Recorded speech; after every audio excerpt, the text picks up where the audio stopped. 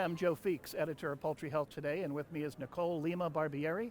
She is a postdoctoral researcher at the University of Georgia, and I understand soon to be assistant professor. Yes. Congratulations on that. Thank you very much, and thank you for inviting me. My pleasure. I want to talk with you about E. coli. That's been the subject of your research, but it's been the subject of a lot of poultry companies as well, because we're seeing a lot more E. coli, it seems, since we started cutting back on antibiotics. Yes.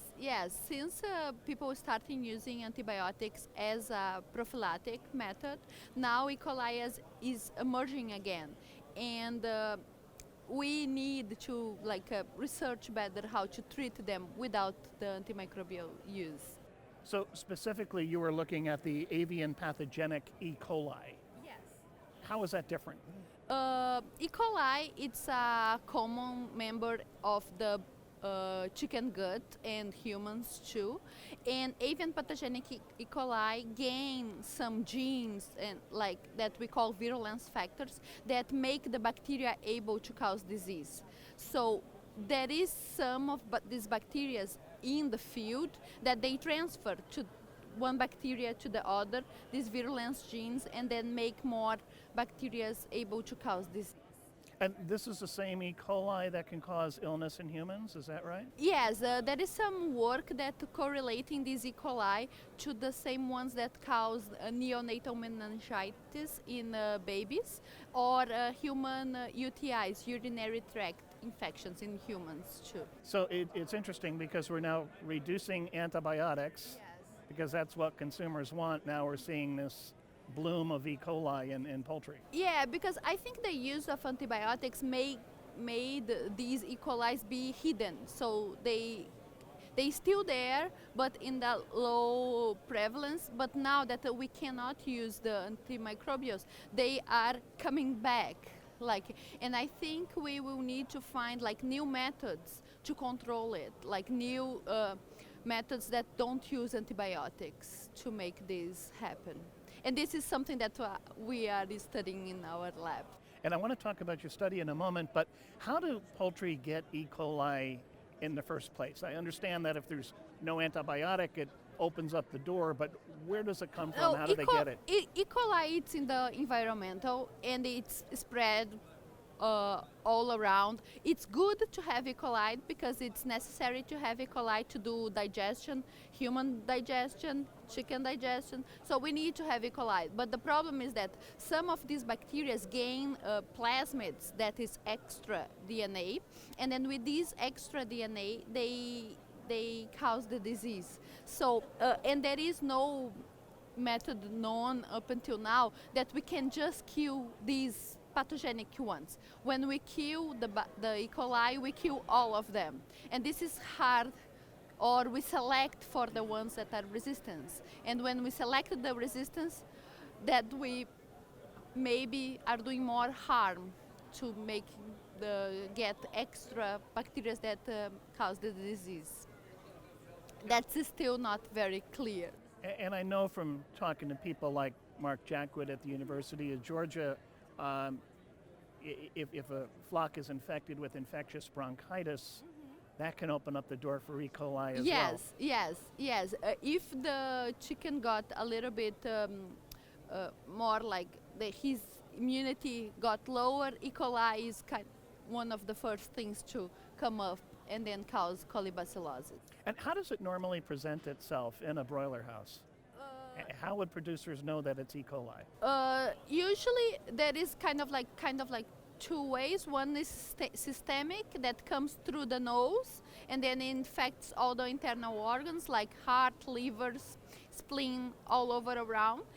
And then it starts as a respiratory infection. And the other one is skin. So if the chicken got any bruise in the skin, it starts to develop the cellulitis. So one of the ways to identify it in the house is that the chickens are going to become more quiet and then stop eating and then suddenly going to die. But there is no really easy way to discover these symptoms in the big field, except when they start dying. because some of these lesions you just find during the slaughter time, and that's kind of like a big problem.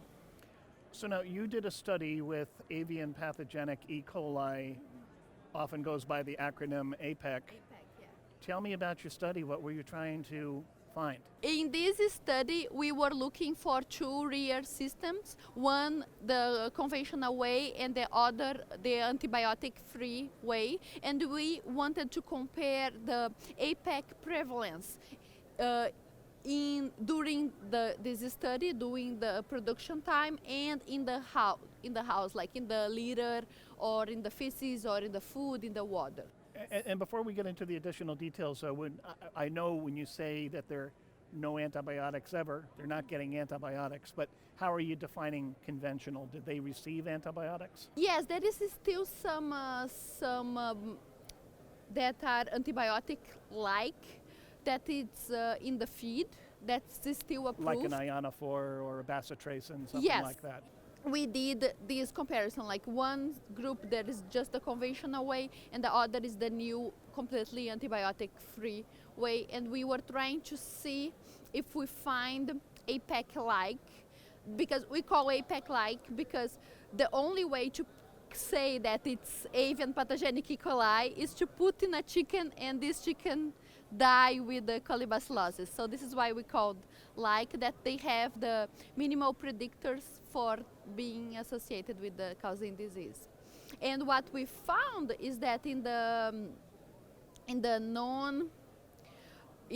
antibiotic-free, the prevalence of APEC-like got higher compared to the conventional way, because of what they used during the production. They got reduced the amount of APEC-likes in the field. But we don't have the data yet of the mortality in the both productions, so we can compare which ones are gonna be. But from your own observations, is it safe to say that the mortality was higher or the performance was less in the E. coli infected birds? Probably yes. So what's the solution? There is some studies that they say that these E. coli stay in the house in the biofilms because they form bacterial communities in the house, and so there is some studies that we are doing in our lab to trying to find a way to stop the bacteria to forming these biofilms. It's pretty preliminary studies, but we want to see if we can find any alternatives. The other study that we saw, that depends of the method that you use to clean the house, the disinfectants, it maybe we will increase the amount of the bacteria that are pathogenic, because there is some genes in the bacteria that cause disease, that make the bacteria resistant to the disinfectant. So the bacteria is still stay in the house even after the cleaning process. What else can producers do, particularly in antibiotic-free schemes, to reduce the level of E. coli? I think the problem, kind of like the management of the house, try to make like air comes to the house, like be clean without rodents, without like birds coming in, so wild birds coming in. So it's more like a management thing. There is no other like easy solution, at least not right now, like specific to E. coli.